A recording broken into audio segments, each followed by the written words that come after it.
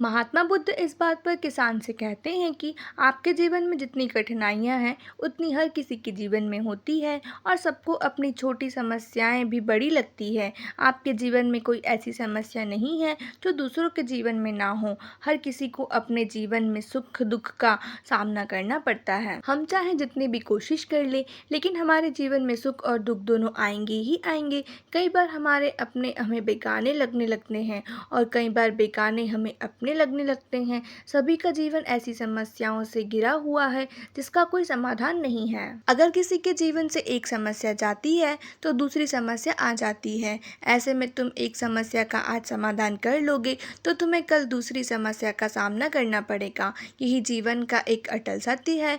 बुद्धि की बातें सुनकर किसान को गुस्सा आ जाता है और वो उन्हें बोलता है कि लोग आपको महात्मा कहते हैं। मैंने लोगों से ये भी सुना है कि आप सबकी परेशानी दूर करते हैं, पर मेरी समस्या का निवारण करने के बजाय आप मुझे फिजूल की बातें बता रहे हैं। मैं आपके पास बहुत उम्मीद लेकर आया था, पर अब मुझे लग रहा है कि आपके पास मेरा आना व्यर्थ हुआ। मैंने जो भी आपके बारे में सुना था वो सब झूठ है। महात्मा बुद्ध को इतना कहकर किसान वहां से जाने लगता है। तभी उससे भगवान बुद्ध कहते हैं कि तुमने जो समस्या बताई है उसका मैं समाधान नहीं कर सकता, पर मैं तुम्हारी दूसरी परेशानी का निवारण कर सकता हूँ। बुद्ध की बातें सुनकर किसान हैरान हो गया और बुद्ध से कहता है कि मैंने जो समस्या बताई उसके अलावा मुझे कोई और समस्या नहीं है, और है भी तो मुझे उसका ज्ञान क्यों नहीं है। बुद्ध उनसे कहते हैं कि आपकी समस्या यह है कि आप नहीं चाहते हैं कि आपके जीवन में किसी तरह की समस्या हो। खुद को किसी तरह की समस्या ना हो,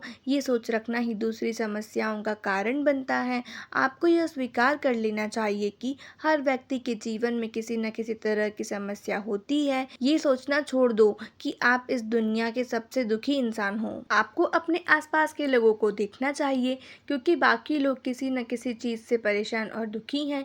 जीवन में सुख और दुख आकर ही रहेंगे, उसे कोई नहीं बदल सकता। बस होगा तुम्हें दोनों ही स्थिति में खुद को काबू में रखना होगा।